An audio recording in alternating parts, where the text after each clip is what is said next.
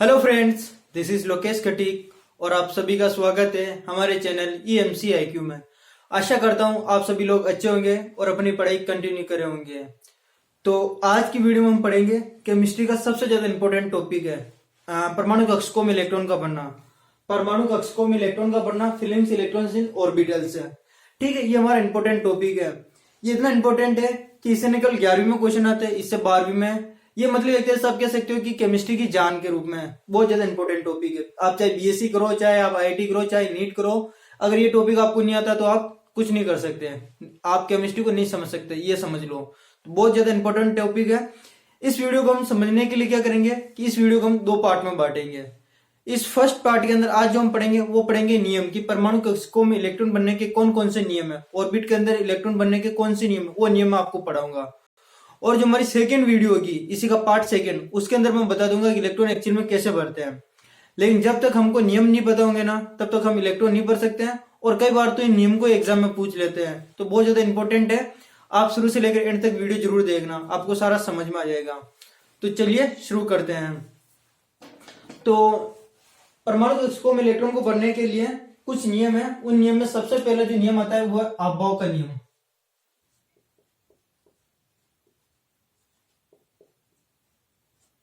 अभाव नियम, ठीक है, सबसे इंपॉर्टेंट ये पहला नियम है कि अभाव नियम। अब देखो क्या होता है अभाव नियम। ये नियम बताने से पहले मैं इस शब्द के बारे में आपको बता देता हूं, अभाव के बारे में, कि अभाव क्या होता है। हमको लगता है कि अभाव तो किसी वैज्ञानिक का नाम होगा, तो उसके हिसाब से नियम पड़ा होगा वैज्ञानिक के नाम पर ये अभाव क्या है, किसी वैज्ञानिक का नाम नहीं है। ये क्या है, एक जर्मन का शब्द है, जर्मनी शब्द है, जर्मनी शब्द है, जिसका मतलब होता है निर्माण करना। पहली बात तो आपको ये ध्यान रखनी है, ये वैज्ञानिक का नाम नहीं है, जर्मन का वर्ड है, जिसका मतलब होता है निर्माण करना। जैसे हम इलेक्ट्रॉन मतलब जो कक्षक होंगे उनमें इलेक्ट्रॉन भरकर क्या करेंगे, कक्षकों का निर्माण करेंगे, तो वही अभाव का नियम। अब ये नियम क्या कहता है, ये नियम कहता है कि इलेक्ट्रॉन पहले निम्न ऊर्जा स्तर वाले कक्षकों में भरे जाते हैं, उसके पश्चात इलेक्ट्रॉन उच्च ऊर्जा स्तर वाले कक्षक में भरे जाते हैं। ये ऐसे भी कहते हैं कि इलेक्ट्रॉन पहले निम्न ऊर्जा स्तर में भरे जाते हैं, उसके पश्चात इलेक्ट्रॉन उच्च ऊर्जा स्तर में भरे जाते हैं। मैं पहले डेफिनेशन लिख देता हूं, फिर आपको डायग्राम से और इसको समझाऊंगा कि ये क्या कहना चाहता है ना। तो सबसे पहले हम पढ़ते हैं अभाव का नियम।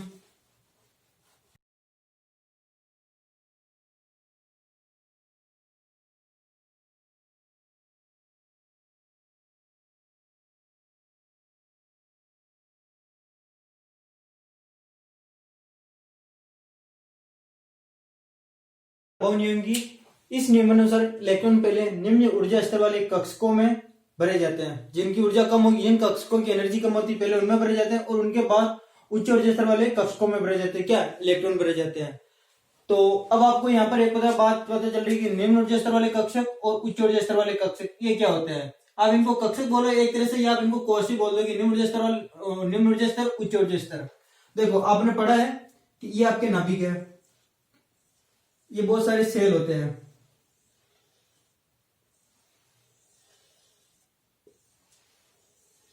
इस तरह से बहुत सारे सेल होते हैं, ठीक है। इन सेल को ये होते हैं, ये क्या है, ये वाले, इनको सेल बोलते हैं।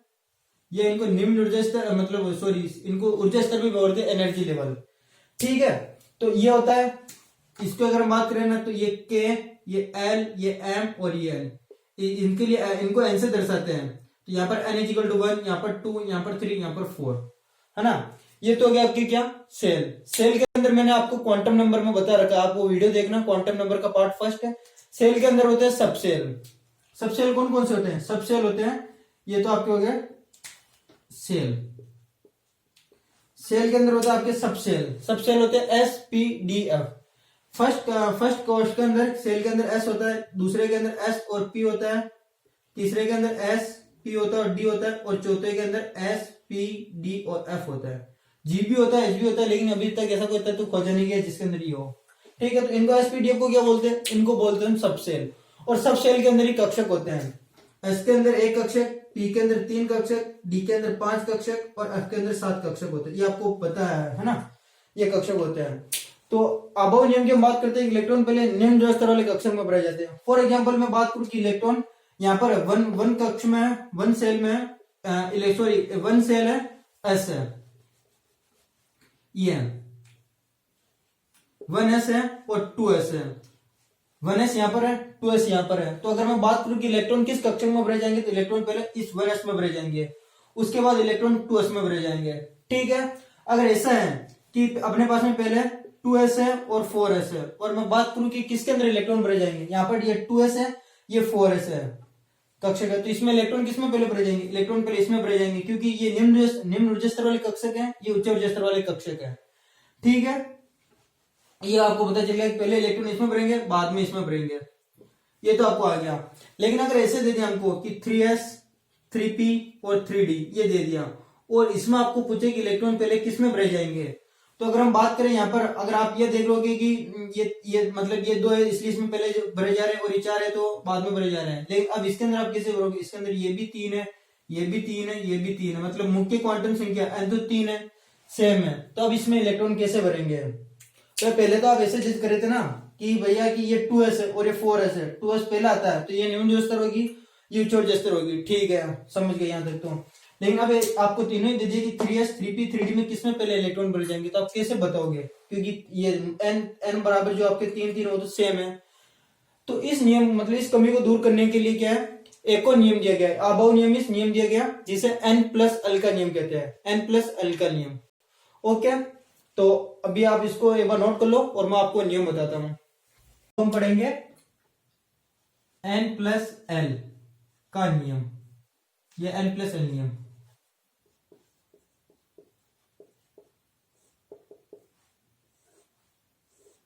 n+l का नियम, सबसे पहले अगर हम बात करते हैं n क्या है, n यहाँ पर मुख्य क्वांटम संख्या है, और l क्या है, यहाँ पर l द्विगिंसी क्वांटम संख्या है, जो आप क्वांटम संख्या वाले वीडियो में देख लेना। देखो इसका प्रयोग हम क्यों करते हैं, इस नियम का प्रयोग हम करते हैं किसी कक्षक की ऊर्जा ज्ञात करने में, कि पहले इलेक्ट्रॉन किस कक्षक में भरा जाएगा, उसके लिए हम इसका प्रयोग करते हैं। ये नियम क्या कहता है उसको मैं एक बार लिख देता हूं, फिर आपको समझाऊंगा।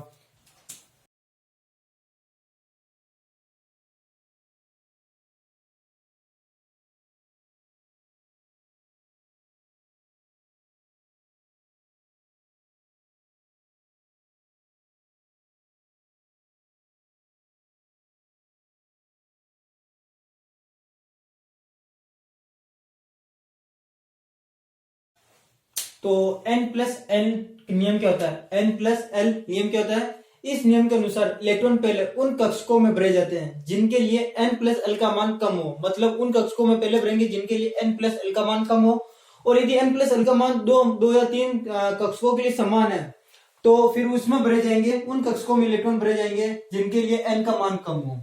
देखो आपको समझ में नहीं आया होगा, मैं आपको अभी समझाऊंगा तो समझ में आ जाएगा। एक तो आप ध्यान रखो n क्या है, n आपके मुख्य क्वांटम संख्या क्या है, मुख्य क्वांटम संख्या, ये आपके n है, और l क्या है, l आपके द्विगिंसी क्वांटम संख्या है।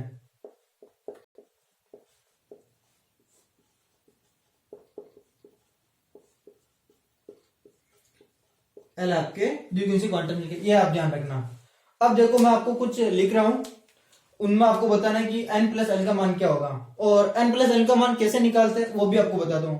फॉर एग्जांपल आपके पास में 3p लिखा हुआ है, 3p लिखा हुआ है, और इसमें आपको पूछे कि n+l का मान क्या होगा, n+l का मान क्या होगा। तो देखो मैंने आपको क्वांटम जो संख्या बताई इसके अंदर बता रखा है कि ये जो आगे आता है ना, ये तो आपके n है और ये l है, बता रखा है।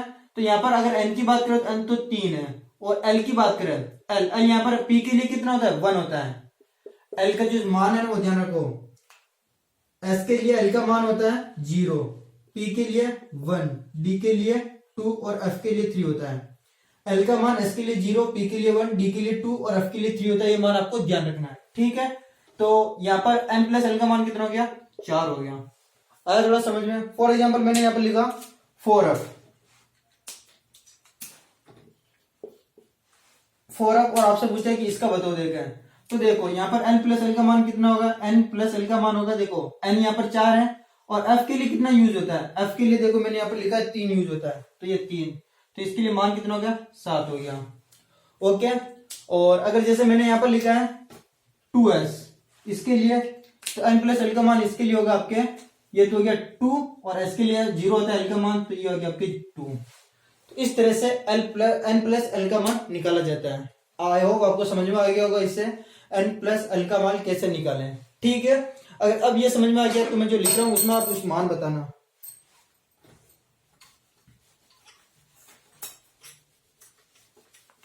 और उसी से हम पता लगाएंगे कि कैसे कक्षकों की ऊर्जा कम होती है और किन कक्षकों की ऊर्जा ज्यादा होती है। फॉर एग्जाम्पल देखो यहाँ पर लिखा है 1s 2s 2p 3s 3p 3d 4s 4p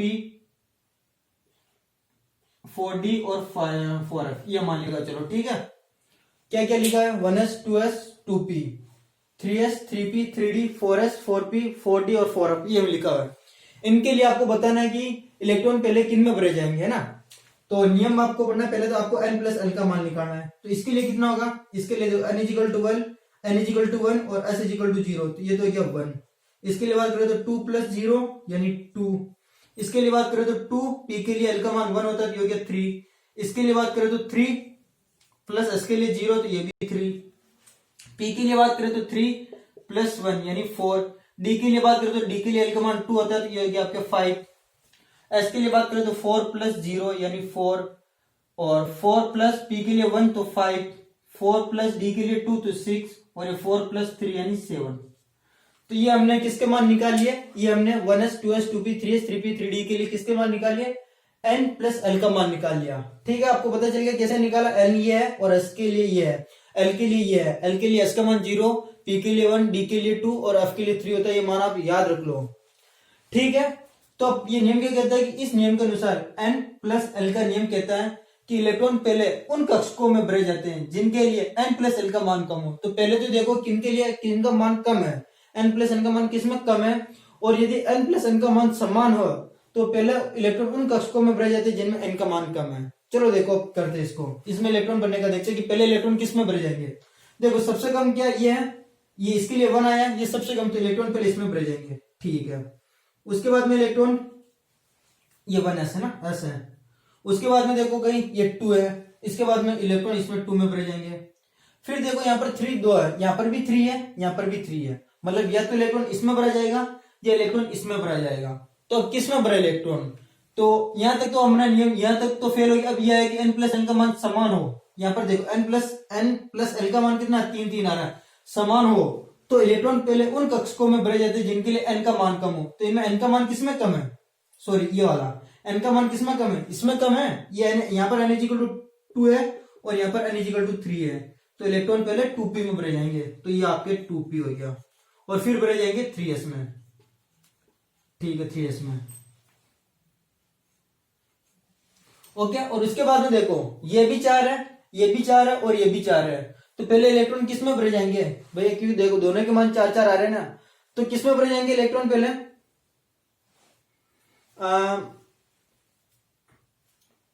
n plus n का मान समान हो उसमें भरे जाएंगे जहां पर n का मान कम है, m इक्वल टू 3 और यहाँ पर n इक्वल टू 4, तो ये मान कम है तो इसके बाद में 3p में भरे जाएंगे और फिर भरे जाएंगे 4s के अंदर। किसके अंदर, 4s के अंदर। ओके, उसके बाद में देखो यहाँ पर भी 5 है, यहाँ पर भी 5 है, तो पहले 3d में भरे जाएंगे फिर 4p में भरे जाएंगे, तो ये 3d और ये फिर 4p। ओके, और फिर देखो ये तो अलग 6 और 7 है, तो ये फिर 4d और फिर 4f। इस तरह से ये इलेक्ट्रॉन भरे जाएंगे। इसकी बात की मैंने ना, समझ गया आप, जहां पर मान कम था उनको पहले लिख दिया और जहां पर मान समान था, 2 का मान समान था, तो उसमें वो क्या देगा जिसमें n का मान कम हो। ठीक है, और यही क्रम है, ये वैसे ऊर्जा का बढ़ता क्रम है कक्षकों का, ऊर्जा का बढ़ता क्रम है ये कक्षकों का। वैसे मैं जब इलेक्ट्रॉनिक विन्यास आपको बताऊंगा ना तो पहले एक चार्ट बनाकर बताऊंगा जिसमें आपको अच्छे से समझ में आ जाएगा। तो आबो का नियम क्या कहता है कि इलेक्ट्रॉन उन कक्षकों में, निम्न ऊर्जा स्तर वाले कक्षकों में पहले भरा जाता है और उसके बाद उच्च ऊर्जा स्तर वाले कक्षकों में भरा जाता है। तो ये जो कक्षक है ये निम्न ऊर्जा स्तर वाले हैं और निम्न ऊर्जा स्तर से ये उच्च ऊर्जा स्तर की तरफ बढ़ रहे हैं, तो इनकी ऊर्जा सबसे ज्यादा है, इनकी ऊर्जा क्या है, कम है। ये बात आपको ध्यान रखनी है। और ये हमने किससे सिद्ध किया, n प्लस l के नियम से, n प्लस l के नियम से हमने इसको सिद्ध किया। तो ये आपको नियम समझ में आ गया, आबाव का नियम और ये n प्लस l का नियम। अब सेकंड नियम पर जो हमारा नियम है सेकंड नंबर पर, वो है पाउली का अपवर्जन नियम। आप एक बार इसको नोट कर लो फिर वो करते हैं। हमने आबाव का नियम पढ़ लिया, हमने n प्लस l का नियम पढ़ लिया, अब हम पढ़ते हैं पाउली का अपवर्जन नियम।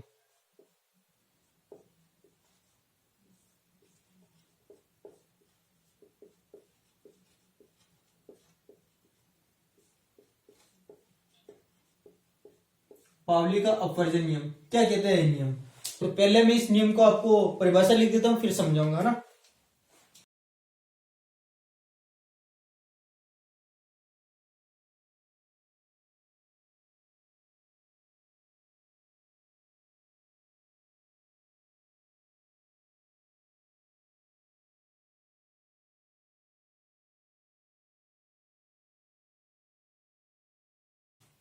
ठीक है, तो ये क्या कहता है पाउली का अपवर्जन नियम? अपवर्जन नियम तो पाउली का अपवर्जन नियम कहता है इस नियमानुसार किसी एक कक्षक में उपस्थित दोनों इलेक्ट्रॉनों की चारों क्वांटम संख्याएं समान नहीं होती है। यदि तीन क्वांटम संख्याएं समान है तो चौथी संख्या भिन्न होगी। देखो क्या कहना चाहता है नियम। सबसे पहले तो आपको ये बात पता होनी चाहिए कि एक कक्षक के अंदर अधिकतम 2 इलेक्ट्रॉन आ सकते हैं। एक कक्षक के अंदर, जैसे ये कक्षक है तो इसके अंदर अधिकतम 2 इलेक्ट्रॉन आ सकते हैं। अब ऐसे नहीं कि 3 4 ऐसे भर दो, नहीं, एक कक्षक के अंदर अधिकतम कितने इलेक्ट्रॉन आ सकते हैं? 2 इलेक्ट्रॉन आ सकते हैं। ठीक है, 2 इलेक्ट्रॉन आ सकते हैं। तो हम ये इसे कह रहे हैं, मतलब ये कह रहा है कि इनकी चारों क्वांटम संख्या समान नहीं होगी। ये अगर दोनों इलेक्ट्रॉन है तो इनकी चारों क्वांटम संख्या समान नहीं होगी। यदि तीन संख्या समान है तो चौथी भिन्न होगी। देखो एग्जांपल से करते हैं ना, तो और ज्यादा बेटर समझ में आएगा। फॉर एग्जांपल हमारे पास में हीलियम है। हीलियम का अगर इलेक्ट्रॉनिक विन्यास की बात करते हैं जो मैं आपको समझाऊंगा, लेकिन अभी आप जानोगे इसका होता है 1s2।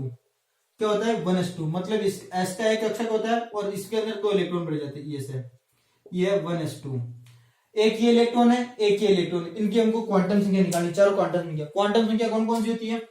मुख्य क्वांटम संख्या, द्विगुणित क्वांटम संख्या, चुंबकीय क्वांटम संख्या और चक्रण क्वांटम संख्या।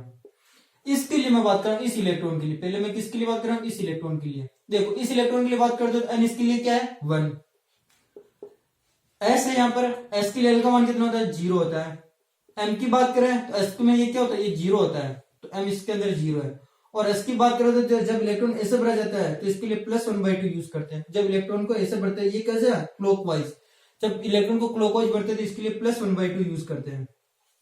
ठीक है, ये हो गया।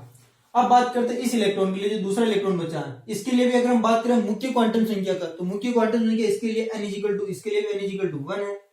ठीक है, द्विगुणित क्वांटम संख्या l की बात करते हैं तो ये भी s में है, तो ये भी 0 हो गया।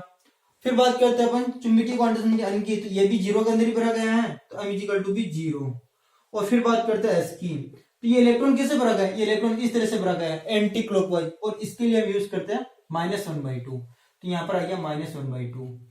तो देखो एक ही कक्षक है, एक ही कक्षक के 2 इलेक्ट्रॉन है। हमने देखा कि इनकी मुख्य क्वांटम संख्या समान है, द्विगुणित क्वांटम संख्या समान है, चुंबकीय क्वांटम संख्या समान है, लेकिन चौथी जो चक्रण क्वांटम संख्या s, एक के लिए +1/2, एक के लिए -1/2, जो कि समान नहीं है।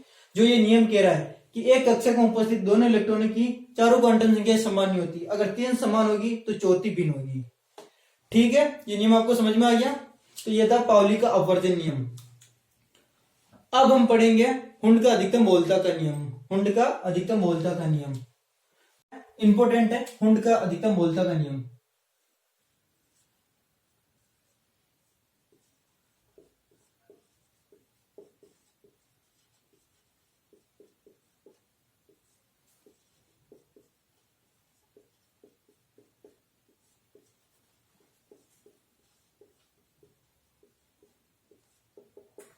हुंड का अधिकतम बहुलता का नियम क्या है? हुंड का अधिकतम बहुलता का नियम, तो ये नियम क्या है? ये नियम कहता है, एक बार सुन लो, ये नियम कहता है कि इलेक्ट्रॉन का मतलब इलेक्ट्रॉन का युग्मन तब तक नहीं हो सकता जब तक सभी कक्षकों में एक एक इलेक्ट्रॉन नहीं आ जाए। इसकी अगर मैं परिभाषा को सही समझाऊं तो इस नियम के अनुसार इलेक्ट्रॉन पहले ए युग्मित अवस्था में भरा जाता है, उसके पश्चात इलेक्ट्रॉन का युग्मन होता है। देखो मैं आपको थोड़ा सा पहले परिभाषा लिख देता हूं और फिर इसको मैं समझाता हूं ना।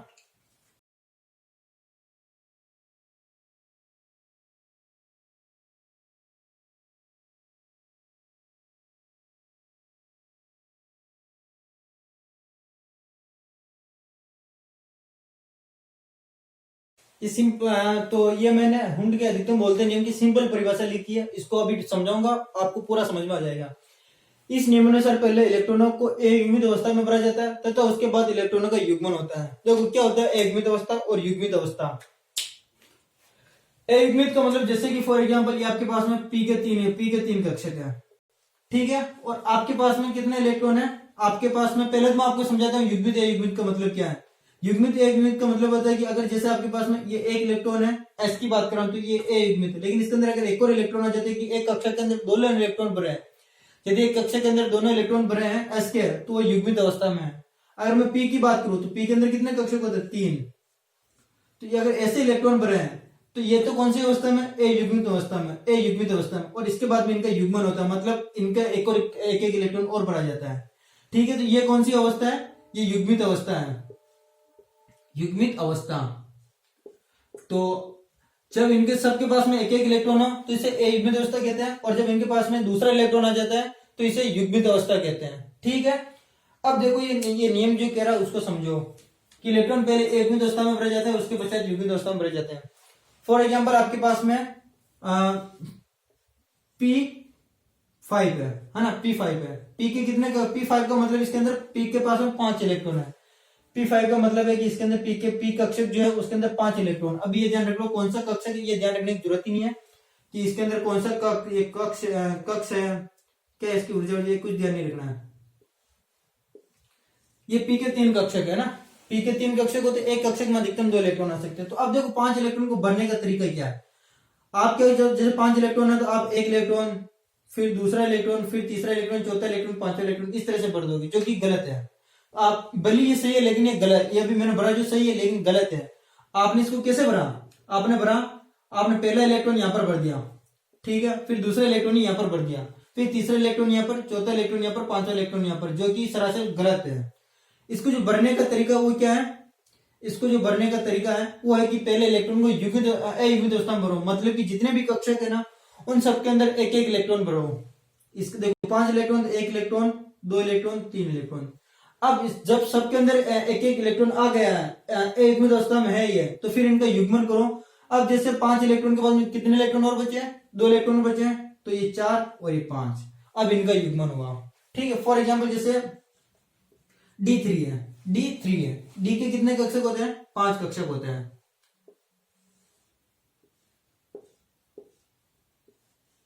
ये D के 5 कक्षक है, 1 2 3 4 5। ठीक है, D के 5 कक्षक है और आपने इनको भरना है, D के है, तो आपको ऐसा नंबर दो, जैसे आपने भर दिया 1 इलेक्ट्रॉन, 2 इलेक्ट्रॉन, 3 इलेक्ट्रॉन, गलत हो जाएगा। क्यों नहीं होगा, गलत क्यों होगा, क्योंकि आपने इसको ये तो युग्मित अवस्था होगी। पहले इनका नियम है, ये नियम कहता है उनका अधिकतम बोलता का नियम, कि इलेक्ट्रॉन को पहले सभी कक्षकों में एक एक इलेक्ट्रॉन भरो, जितना हो सके उतना पॉसिबल है ना। तो देखो अगर आपने ऐसे भरा है ये तो आपको हो गया गलत, लेकिन आप इसको ऐसे भरते हो, 1 इलेक्ट्रॉन, 2 इलेक्ट्रॉन, 3 इलेक्ट्रॉन, ऐसे भरा, यही सही तरीका है और ये आपके सही हो जाएगा D3 इस तरह से। मतलब इलेक्ट्रॉन की मतलब कक्षकों का नेचर होता है कि वो जितना हो सके ना उतना क्या होना चाहिए, युग्मित होना चाहते हैं उन्हें, वो मतलब युग्मित ही रहना चाहते हैं, वो युग्मित ही होना चाहते हैं, बॉन्ड नहीं बनाना चाहते हैं, खुले रहना चाहते हैं, खुले। ठीक है, और देख लो जैसे F5 है, F के अंदर 7 कक्षक होते हैं,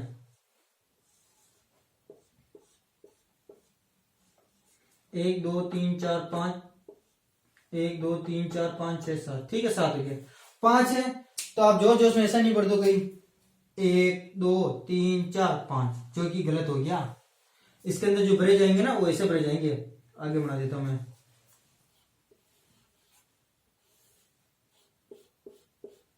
1 2 3 4 5 6 7, कितने हैं, 5 इलेक्ट्रॉन है ना, तो सबके अंदर एक एक भरो। देखो 1 2 3 4 5, ये है, ये एकदम सही तरीका है और ये आपके सही आंसर भी है। आप मैं जैसे इनको ऐसे भर रहा हूं इस तरह से 5 इलेक्ट्रॉन को, जरूरी नहीं कि आप ऐसे भी भरो, आप इनको ऐसे भी भर सकते हो।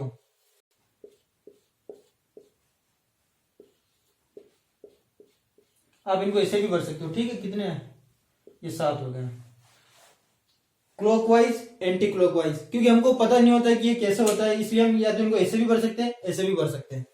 ठीक है, तो हुन का अधिकतम बोल्ट्जमान का नियम कब लगता है, जब इलेक्ट्रॉन का युग्मन होता है तब है।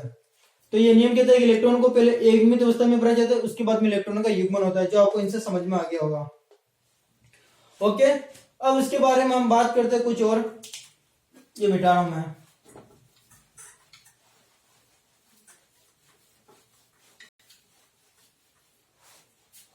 यहां पर थोड़ा और लिख देता हूं इसके अंदर, तथा इसके बाद में इलेक्ट्रॉनों का युग्मन होता है, अर्थात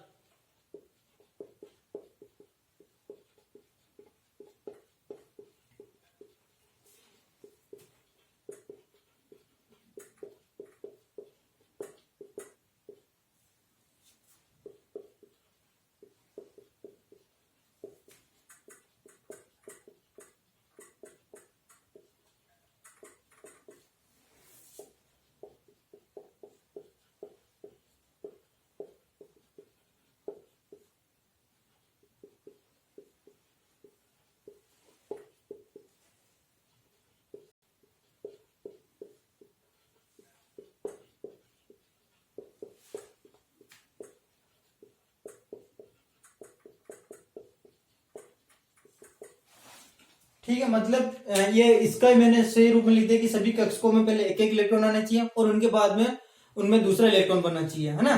तो ये तो हो गया हुंड का अधिकतम बोल्ट्जमैन का नियम। लेकिन ये नियम ना, और इसके अंदर कुछ अपवाद है। अपवाद ये है कि ये नियम ना एक तो हाइड्रोजन पे, एक हीलियम पे, एक लिथियम पर, एक बेरिलियम और एक बोरोन, इन पांचों पे नियम लागू नहीं होता है। हाइड्रोजन, हीलियम, लिथियम, बेरियम और बोरोन पे ये नियम लागू नहीं होता है। तो ध्यान रखना, उनका अधिकतम बोल्ट्जमैन का नियम कहां से शुरू होता है? इन पर तो लागू नहीं होता है, कार्बन से शुरू होता है। देखो इन पर लागू क्यों नहीं होता, उनका रीजन मैं आपको बताता हूं। देखो सबसे पहले हम बात करते हैं हाइड्रोजन की। ये अपना हाइड्रोजन, हाइड्रोजन के अगर मैं इलेक्ट्रॉनिक न्यूज की बात करूं तो इसके अंदर इसका होता है 1s1। क्या होता है? 1s1। ठीक है, 1s1 है। तो इसको आप कैसे भरोगे? ये एक कक्षक है और इसके अंदर आपको इलेक्ट्रॉन बनना है। तो आप चाहे इसको एक इलेक्ट्रॉन को ऐसे भरो या आप चाहे एक इलेक्ट्रॉन को ऐसे भरो, कोई प्रॉब्लम थोड़ी है, क्योंकि एक ही कक्षक है और एक ही कक्षक की ऊर्जा बराबर ही है। तो आप इलेक्ट्रॉन को या तो ऐसे भरो या ऐसे भरो, एक तरीके से भर दो। तो इसमें वो नियम लागू नहीं हो रहा है कि पहले इलेक्ट्रॉन का युग्मन होगा, क्योंकि इसके अंदर युग्मन होने के लिए इलेक्ट्रॉन ही नहीं, सबसे पहली बात तो। फिर दूसरा है हीलियम। हीलियम का होता है इलेक्ट्रॉनिक विन्यास 1s2। कितना होता है? 1s2। तो देखो ये 1s2। अब आपके पास में कितने इलेक्ट्रॉन है? 2 इलेक्ट्रॉन है। तो 2 इलेक्ट्रॉन में भी टेंशन नहीं, क्योंकि आप पहले ये भर दो या पहले ये भर दो, 2 इलेक्ट्रॉन हो जाएंगे, है ना। इनमें जैसे हाइड्रोजन वाले में, सॉरी जो एस कक्षक है उनमें तो इस नियम की कोई टेंशन ही नहीं है, क्योंकि एस के अंदर इलेक्ट्रॉन कैसे भी भरो आ जाएगा वो। फिर बात करते हैं लिथियम। लिथियम होता है 1s2 और 2s1, तो भी कोई प्रॉब्लम नहीं है। अगर 1s के अंदर देखो 2 इलेक्ट्रॉन है, आप चाहे यू भरो, बात एक ही है ना। और ये हो गया आपके 2s1 का एक इलेक्ट्रॉन। एस के अंदर इस नियम का कोई नियम मतलब नहीं है, क्योंकि इलेक्ट्रॉन को आप ऐसे भरो या ऐसे भरो कोई मतलब नहीं है ना। आप चाहे ऐसे भी भर सकते हो और चाहे आप ऐसे भी भर सकते हो, बात एक ही है। फिर बात करते हैं अपन बेरिलियम की। बेरिलियम की बात करते हैं तो 1s2 और यहां पर 2s2। तो यहां पर क्या हो जाता है? वापिस यहां पर एक और इलेक्ट्रॉन आ जाता है इस जगह पर। ठीक, ये भी कोई टेंशन वाली बात नहीं। फिर आते हैं बोरोन की। बोरोन में आप देखना, बोरोन का था 1s2, 2s2 और 2p1। क्या होता है? 1s2, 2s2, 2p1। फर्क देखते हैं। देखो एस के अंदर तो भर दो इलेक्ट्रॉन को ऐसे ऐसे, ये हो गया ये 1s2, ये 2s2 और 2p1 की बात करते हैं। नेक्स्ट वीडियो में आपको बताऊंगा ये इलेक्ट्रॉन में कैसे भरा है ना। 2p1 यहाँ पर लिखा नहीं मैंने, ये 2p1 है। 2p1 है। देखो चाहे पी कक्षक हो या चाहे डी कक्षक हो, इनकी ऊर्जा बराबर होती है, इसलिए इन्हें समभ्रंश कक्षक कहते हैं। मतलब इसकी ऊर्जा बराबर ही है, ये तीनों ऊर्जा इसकी बराबर है ना। एक बात ये ध्यान रखनी है। तो अगर पहला इलेक्ट्रॉन है ना, तो पहला इलेक्ट्रॉन आप इनमें कहीं से भी भर दो, कोई प्रॉब्लम नहीं है, क्योंकि ऊर्जा बराबर है। आप चाहे यहां पर भर दो, नहीं आप कह रहे हो यहां पर नहीं भरू, मैं तो यहां पर भरू, तो भी भर दो, और यहां पर नहीं तो यहां पर ही भर दो, कहीं एक जगह भर दो। क्योंकि क्या होती है, इनकी ऊर्जा बराबर होती है, तीनों कक्षकों की ऊर्जा बराबर होती है। तो अपन पहला इलेक्ट्रॉन कहीं पर भी भर सकते हैं, या और क्लॉकवाइज नहीं एंटी क्लॉकवाइज भी अपन भर सकते हैं। ठीक है, इस तरह से जो बोरॉन तक है ये नियम लागू नहीं होता है। लेकिन आगे शुरू होता है कार्बन। इलेक्ट्रॉनिक विन्यास होता है 1s2, 2s2 और 2p2। देखो इसमें भरेंगे तो 1s की बात करें तो 2 इलेक्ट्रॉन, 2s की बात करें तो 2 इलेक्ट्रॉन, और 2p की बात करें तो 2p2। तो देखो अब इसके अंदर 2 इलेक्ट्रॉन आ गए। अब वो 2 इलेक्ट्रॉन कैसे भरे? ये ऐसे भरे, या 2 इलेक्ट्रॉन ऐसे भरे, या 2 इलेक्ट्रॉन ऐसे भरे, इस तरह से। तो इसके अंदर ही हुंड का नियम लगता है, क्योंकि इसके अंदर क्या होता है कि जब 2 कक्षकों इसकी और इसकी एनर्जी तो बराबर है, लेकिन इलेक्ट्रॉन को आपको ऐसे भरना पड़ेगा, एक एक कक्षक में भरना पड़ेगा। एक एक कक्षक में आप 2 को नहीं भर सकते हैं, क्योंकि बाकी की अगर आप दोनों इसमें भर दोगे तो इनकी एनर्जी खाली रह जाएगी। इसलिए आपको क्या करना पड़ेगा?